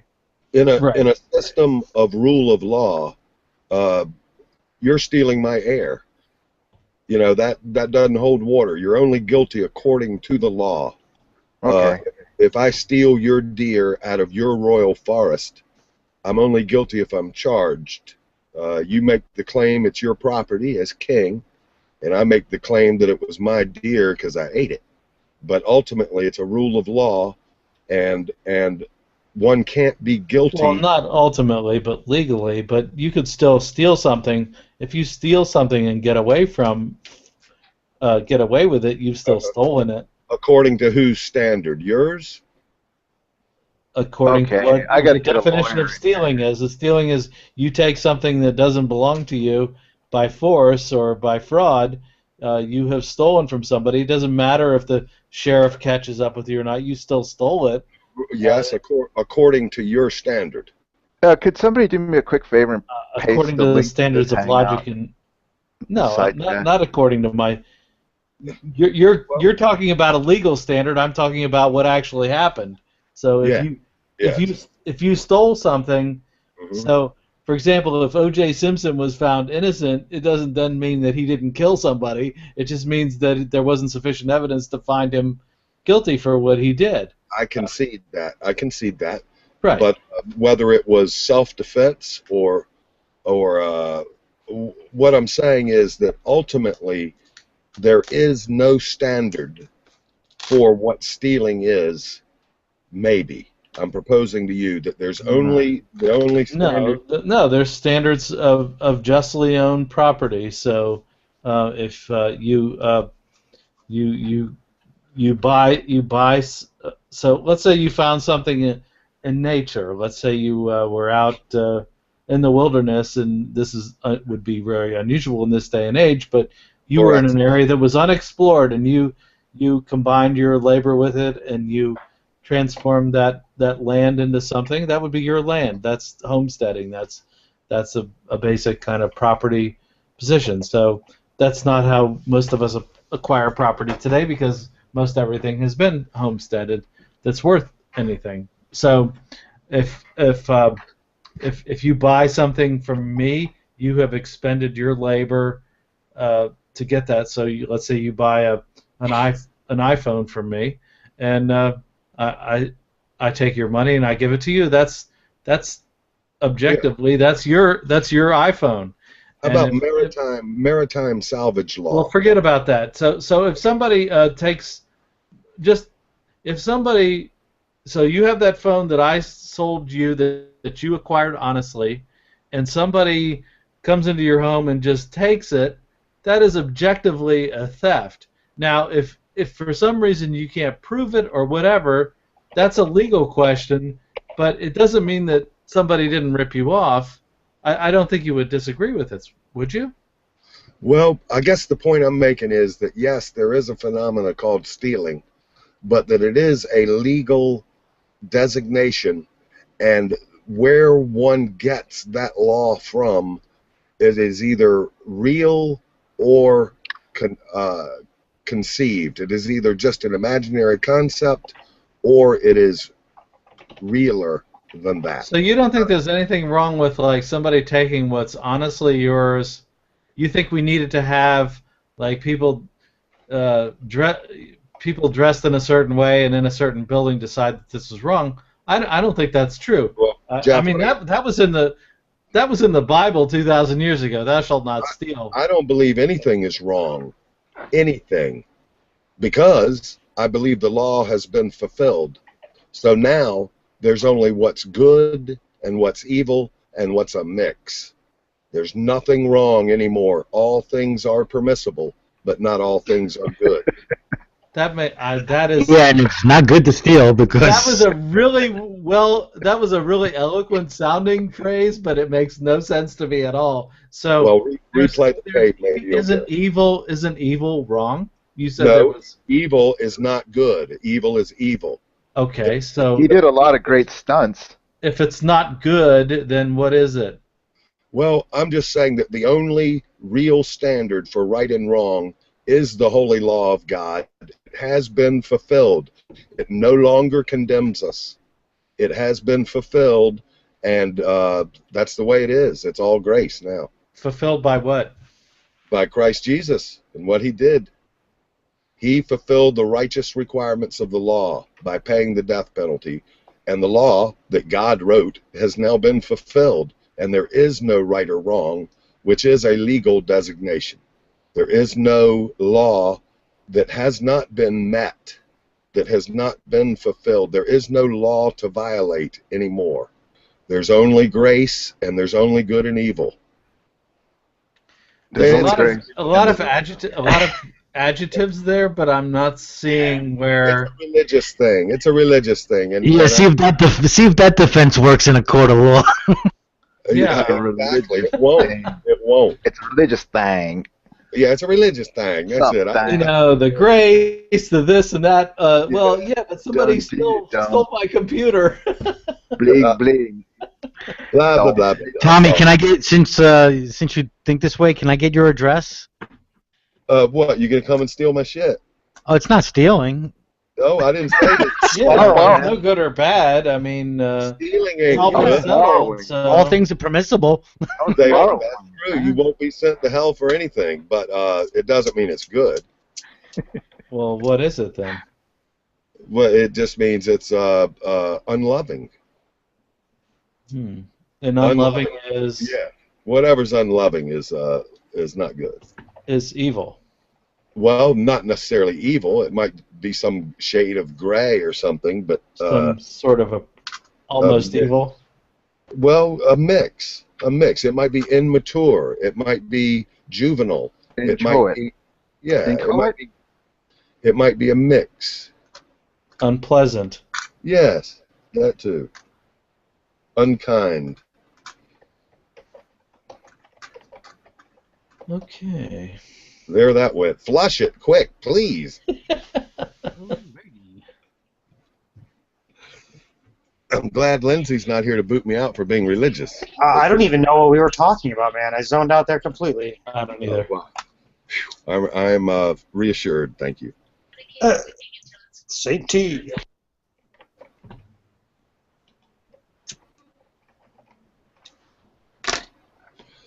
But yeah, there is stealing.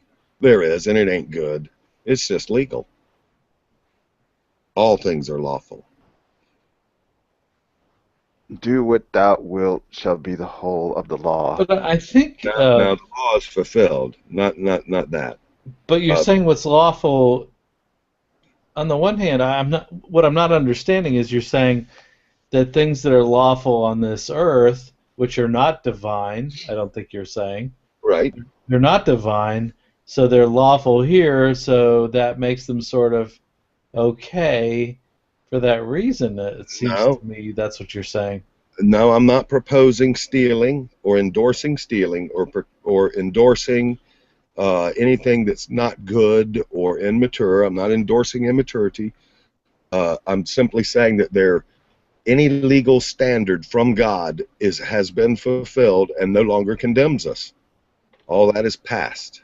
That's all I'm proposing, and that any standard. So if we shoplift or whatever, we'll still go to heaven. Exactly. We're not condemned by the law. The law condemns. That's all it does is condemn. It's a ministry of death. It highlights. So nobody's going to go to hell, right? Well, I hope not. That's my hope. Okay. I hope they have free jalapeno there, if it does open for business. What if you just go under the ground? What if it's all over when you die? Well, I guess that'll be good too. Okay, you want to have an afterlife, right, Tommy? Well, I would be pleased to have something better than this. Why not make the best of this? Why not both? Have hope. I can't help having hope. But I agree with you, Jeff. Now is all we got. Now is all we got. May we love life and love with zesto. Or gusto. And dance. May we dance. You know, dance like free little children. And love. You know, I don't care what kind of love it is. If Eat, drink, and be merry. Loving. Beg your pardon? Eat, drink, and be merry. Well, there's a case for that. It sure beats the hell out of living like a funeral, like we're at a funeral. We're not called to hell no. Die hard and put on ashes and sackcloth and beat yourself and condemn everybody. Hell no, that ain't maturity. That ain't life. That ain't grace. That's fucked up religion. Indeed. In my opinion. Taking care of widows and orphans, that's kind of cool. That's a good hobby. All right, guys, I need to go get some chow. I'm gonna head out. Thank you for your patience. Yeah, it was great talking to you. Always interesting. Always a pleasure. Take care, Jeff. Later, And Jeff. everybody, Pepto-Bismol, just take a big chug of Pepto-Bismol. It'll be okay. It'll be all right. So, what's up, bro, Joe? Not much. My wife overheard Tommy. Thinks you're just totally screwing around with scriptures there. It was kind of funny. She's a hardcore believer. She's a believer. In Jesus loving, Bible reading, church going. Grace is frightening. It is. You know, all things are permissible. That's frightening. That was the one thing that turned me off from Christianity, was the fact that I was to receive this thing called grace, and it didn't make sense to me, dude. We had this talk about the blood of Christ before, Tommy, and it's just one of those things that I could never I couldn't deal with, dude. It receives you. You ain't got to do squat diddly. Yeah, that's what they tell me, and so chill out. Yes, exactly what it says in the chat. It's seeming unjust, and I don't think that it would work for me, you know, man. Well, if it seems unjust, that's real. I believe your sincerity. If it seems unjust, reject it. What? Does that make me a blasphemer, though? No, it makes you sincere. If God seems unjust and unloving, then have no part of him. I don't think that I don't think that God is unjust, but I think that that particular way to finding God, I don't even think it's really unjust. It just doesn't make sense. What? You know? That He is all grace, that He is all favor. Yeah, it allows me to live in sin. I would take advantage of that, of the grace. Well, I'm a human. He makes provision for that. He grows. It's amazing how there's a provision for it, Tommy, you know? Yeah, well, I can only tell you what my perceptions are. I don't know what the truth is. I don't either. But I'll just say I could never get my brain around the concept of grace and original sin. And a damn good thing you're not required. Crunchy or creamy.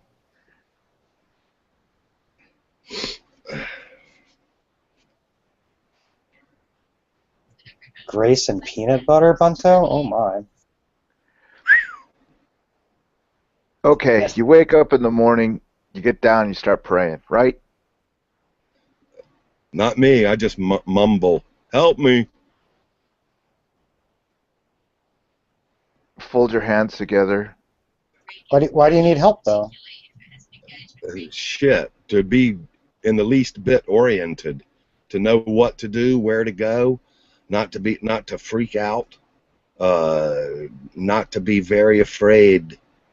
When do I stop on how much help I need?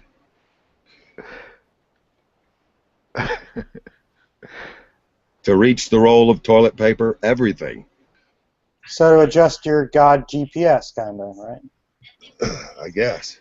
Get it on point within a certain percentage point, you know, that you're in the line of God. I don't know. Is it a reminder? What, prayer? Yeah. Do you use it as a reminder, or do you use it as like wishful thinking kind of stuff? Well, it might be a meditation, but there might be an omnipotent being who loves me, who's cool, who is lovely and cooler than your best friend you've ever had, loves you more than your mama, who's just loving, who's accepting. Okay. I know, Pepto-Bismol, sorry. No, but I mean, like, if people that can't see it, do you get upset at them? Well, I don't know. I say maybe sometimes, you know. I hate it for people to condemn themselves. I hate it for people to be afraid of love. And yeah, I get frustrated at people who don't understand some good things that I think I understand. But, you know, hey, everybody's got foggy understanding, you know. Everybody, and we're all perfectly where we're supposed to be in this crazy reality somehow. It's the best I can make of it. Well, tell you what, I'm going to bow out. Thank you all for your patience, and well, God yeah, bless. thanks for sharing, Tommy. Yeah, Thanks. man. Catch y'all later now. Okay, so I think we should go easy on believers because they need God, right? Why is it every time I talk to someone about God, they leave afterwards, dude? Every time. We should go to church. Am I rude or something? Am I being rude? No, we should go to church and see if that's true. They don't want me there, dude. 'Cause I ask questions. Like a whole you know? church will show up. Every time I went to a church, dude, I'd ask, or to a Bible study or something. I've done these many times, and I asked questions serious questions that I couldn't grasp, and I never got any answers, dude. You just gotta have faith, Lyrics. Just have faith. Okay, I mean, couldn't you just go with it? I mean, just call yourself a Christian and go with it. Or do you gotta, like, ask questions? I gotta ask questions. I don't label myself something without fully understanding what that thing is, and if I don't accept it, then I don't put that label on myself. Label myself an atheist because I don't believe in gods. It's pretty self-explanatory. Okay. I studied Christianity. I've studied Catholicism a lot. A couple other things, Buddhism, yogism, different frames of thought, and I don't know, dude. Tommy is back. Tommy's back. He missed us. Tommy, did I upset you? Tommy, Tommy, did you leave because we were talking about Jesus and stuff? No, I just hate to be so heavy. It's troubling. It's a brutal thing to talk about God. It is a heavy thing. Why? Because it is such a freaky contemplation. Contemplation of God is intense. It is controversial. It is disturbing. It's frightening often. And I hate to be so. I mean, it's easy for me to talk about love, talk about God, but I hate to be heavy on everybody. Well, I hate that. Okay. Well, let me ask you this, Tommy. Is there some subject that you just have no sentimentality about? I mean, you can discuss it, even-handedly, no feeling either way. Tic-tac-toe. Something in your experience that you could discuss at length without any sentimentality. Psychodynamic theory. Well, electronics, right? You know a lot about electronics. Yes. Ooh, I do get impassioned about that though. But impassioned, right? One way or another. Yeah, I'm very neutral about it. Yes. Okay, something that you could do neutrally without passion. I mean, without bias, really. Atheism. Okay, you can discuss atheism without bias. Oh yeah, I can empathize wholeheartedly. I consider it honorable, an honorable perspective, a perspective that is often sported sincerely, and I like atheism. It's a fun subject. So, just maybe you could move that practicum to like things that really do, so you can analyze them, without bias. I'll consider that. So, materialism. I love material. Yeah, but even being an atheist, I can't rule out some sort of spiritual realm. I know the whole concept seems absurd to me, and it seems absurd to even put thought towards it. But I cannot wholeheartedly say that that everything is as it appears. You know what I mean? Well, that's fine. I mean, what's going to happen is this. Someday somebody's going to artificially make a spiritual realm. They're going to artificially create the supernatural. Isn't that what the internet is? It just does not arise naturally. I believe that the internet will become our spiritual realm in the future. We're making this is what we would call like a species-wide consciousness, and soon we'll be able to interact with it, not just physically but mentally.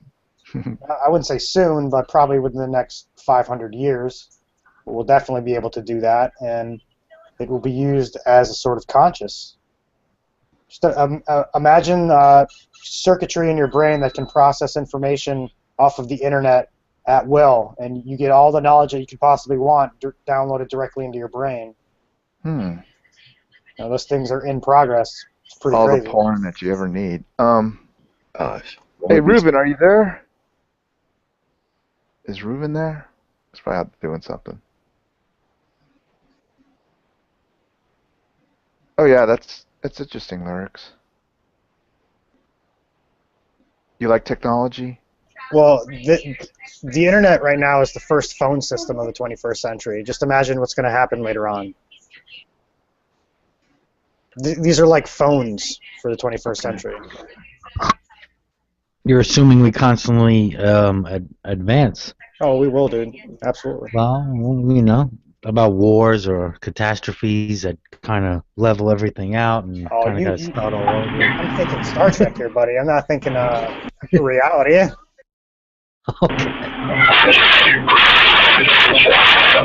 Ow! Aberon. Space Probe 1 to Houston. Come in, Houston. I don't think we'll kill ourselves, dude. I really don't. I don't think any sort of Armageddon or anything like that's going to happen. I have full confidence in the human species. I know it's such a sad thing to have confidence in your species, and I know it's so hard nowadays to lose hope, but I feel like Luke Skywalker did. So you don't think there's a possibility for like another Dark Ages? We're still in the Dark Ages. We haven't even come out of the Dark Ages yet. Okay, Tommy, are you there? Yes. Okay, do you think people that don't believe in God are negative? No, they're unique individuals that haven't received revelation or something. Yes. They're just people, just like anybody else. But they're not negative on the whole. What do you mean? Are they subhuman in no way? Negative as far as like downers, that they're not in the spirit. No, they're just doing the best they can with what they perceive. They're not evil because they don't believe in God. They're not lovers of sin because they don't believe. I don't know. Maybe some of them are. I don't know, but I don't see that. They're just people. People making the best they can out of reality in all its subtleness. It's not evil to be unsure. It's not evil not to hold belief. It's just not. It's said in the Bible that belief is a gift. It's not something you can self-generate. It's not something that you can make or like a light switch that you can cut on. It's not a choice. It's something that's given, and it's not a knowledge. It's faith. It's not test tubable. It's not a knowledge. So bottom line, no, I don't think people are negative who don't hold belief. Is there a difference between knowledge and wisdom? Yes. Where do you think you get wisdom from? Well, where do you think an atheist gets wisdom from? Well, I hear that in Scripture the wisdom of the East is esteemed highly. But I don't know. I guess all wisdom comes from love, from the great flying spaghetti monster, or whatever it is. But I don't know. That's where all human beings come from, I guess. I suppose, I believe. I don't know. But I don't know. I don't know where wisdom comes from.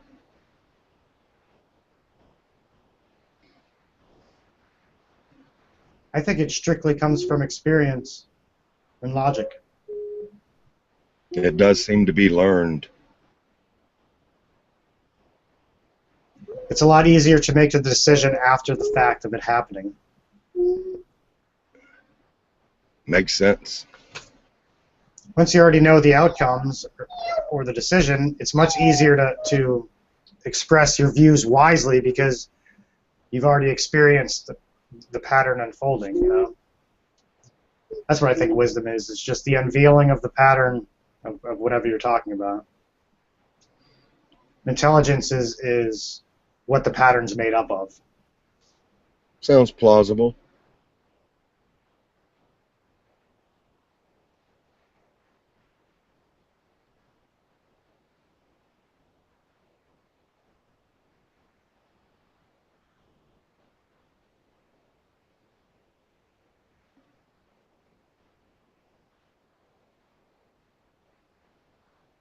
I gotta pee, excuse me.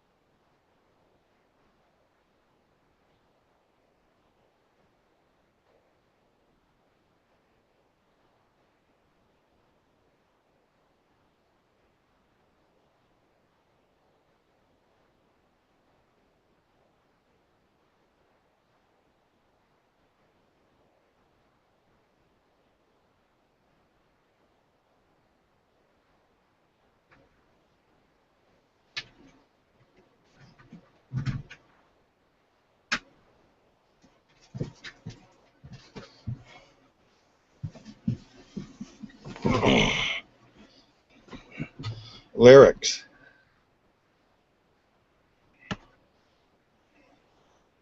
Hey.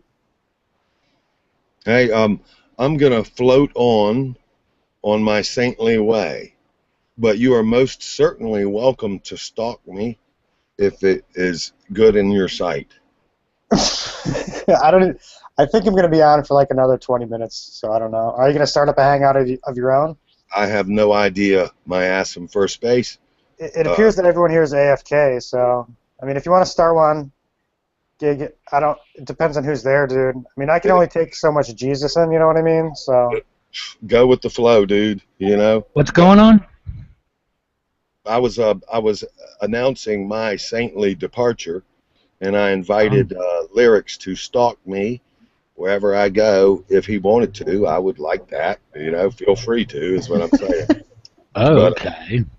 That's right. It's kind of presumptuous, of course, but just telling you like it is. That is definitely the first time someone's ever invited me to stalk them before.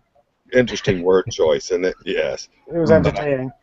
I did note that when I departed the first time that you uttered the existential inquiry of why is it that when I talk about God, everybody always leaves. And I felt, well, damn, you know?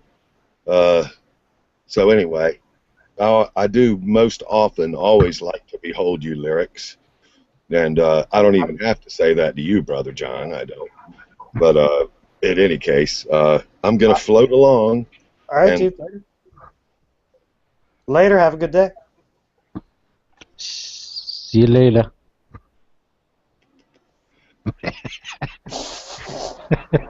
Did he just blow us a kiss? I think he did, dude. Oh man.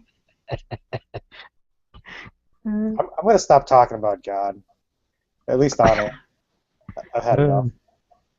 I know the whole point of these things is to kind of talk about God and stuff, but I'm gonna make it from now on. I'm not gonna talk about it. See how long. What are you gonna do when the topic comes up? I don't know, push-ups. I'll be fucking huge, dude. I'll be buff in like a couple weeks. God made me buff.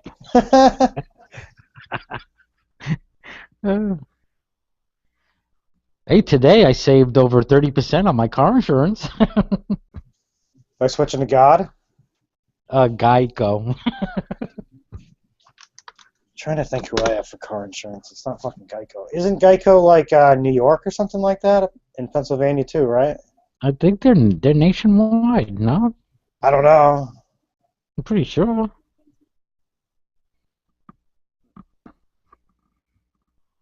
Hold on, I'll be right back.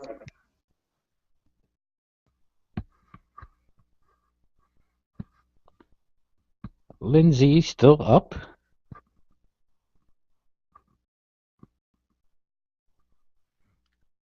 Lindsay.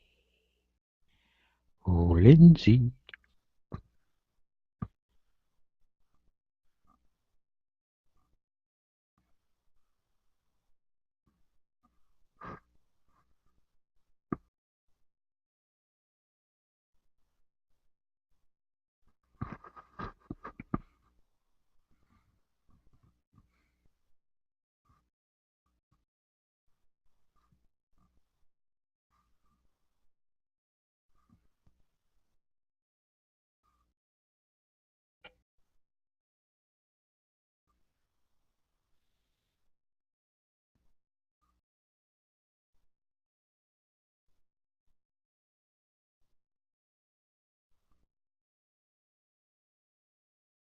That was something earlier, Reuben, Roy saying that pretty much anyone who believed in evolution is deceived by Satan.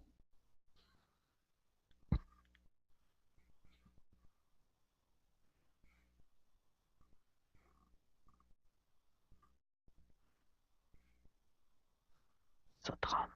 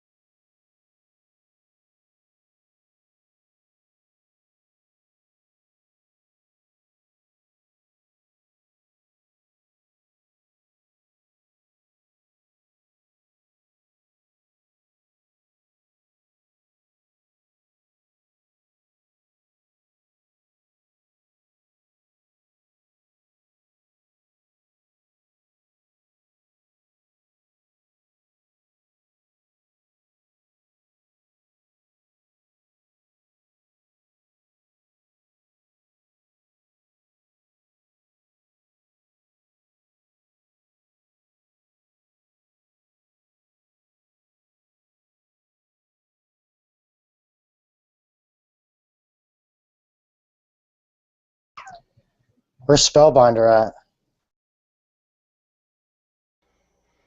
I have no idea. Do you have him on your friends list? Yeah, I put him in my circles. I saw that he had a hangout a day ago. A couple people, but I didn't have a link to join. He was pretty drunk when we talked to him, dude. Remember that last time? He's not normally like. I think he was drunk. I don't know.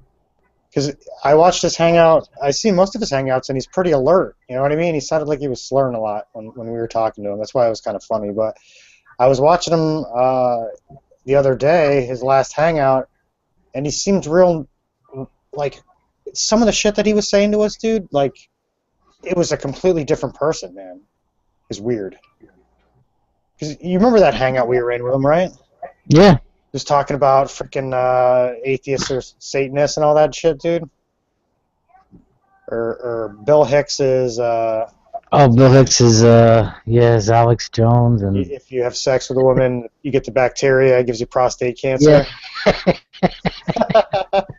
And that was hysterical. yeah. Yeah. Well, I saw a video of him in another hangout, and he was pretty sober, dude. And he was kind of almost that bad. He was almost in conspiracy land, but he was talking about God, and like he knew all of his views, and he expressed them out really well. I remember we were trying to talk to him, and he couldn't understand what the hell deism was or anything like that. And I watched this video again, dude, and he was very eloquent about it. So I don't even know what the hell was going on when we were talking to him. Yeah, I couldn't make the comparison. That's the first time I've talked to him. I did. The other time was I listened to him in a room once for a little bit. Remember, Sounded pretty much the same way. remember the cum drops? Oh, Listen, I'm gonna go 9 o'clock. I'm gonna go. One of my favorite shows is on Blacklist. I'm gonna go watch. All right, sir. I'm gonna take off too. Have a good day. Maybe I'll see you later. All right.